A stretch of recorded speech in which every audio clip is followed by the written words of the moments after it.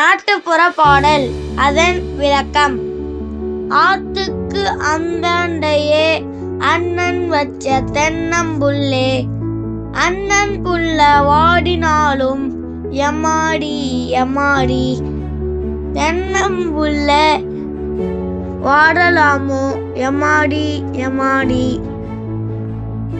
வாய்க்காலுக்கு மேற்கு புறம் வஞ்சி வச்ச வாழை மரம், வஞ்சி மனம் வாடினாலும் எம்மாடி எம்மாடி, வாழை மரம் வாடலாமோ எம்மாடி எம்மாடி.